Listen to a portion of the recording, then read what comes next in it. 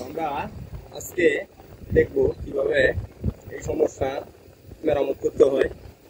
তো ভিডিওটি দেখতে সাথে থাকুন। আমরা টিভিটি খুলে তারপর দেখাচ্ছি এটি কোন কাজ থেকে সমস্যা দেয়। আমরা টিভিটি সার্কিট ঠিকভাবে খুলে নিচ্ছি।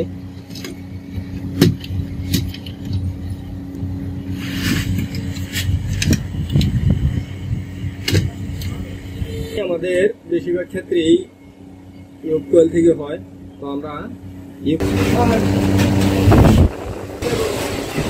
তো আমরা টিভিটির ইউক কয়েলটি পাল্টে দেখব, যদি সমস্যার সমাধান হয় তাহলে হয়ে গেল। আর এটি সমস্যা বেশিরভাগই এই টাইপের সমস্যা আপনার ইউক কয়েল থেকে দেয়। আবার অনেক সময় বুস্টার থেকে দুই সাইড এভাবে চেপে আসে, সেক্ষেত্রে আমরা বুস্টারগুলো লাগিয়ে দিলে সমস্যাটি সমাধান হয়ে যায়। তো আমরা ইউক কয়েলটি পাল্টে এটি সমস্যার সমাধান করে আপনাদেরকে দেখাচ্ছি।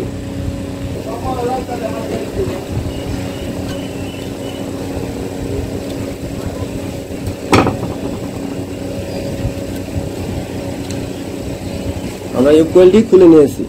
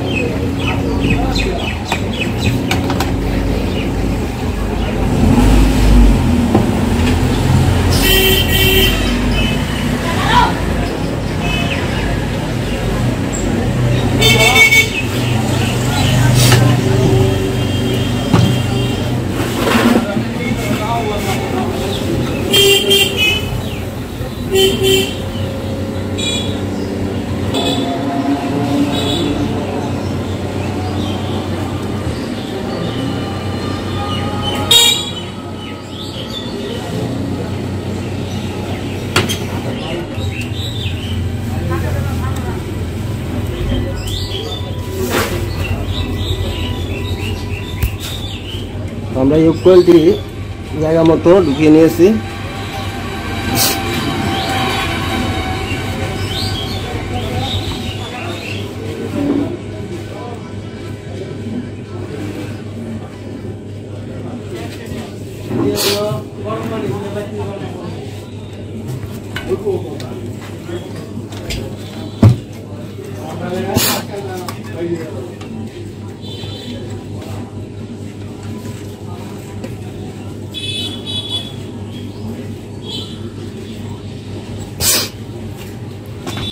লাগিয়ে নিয়েছি। এখন এটি আমরা কারেন্ট দিয়ে চেক দিব, যদি ওকে হয় তাহলে আমরা ফিটিং দিয়ে দিব। তো আমরা কারেন্ট ঢুকিয়ে নিচ্ছি।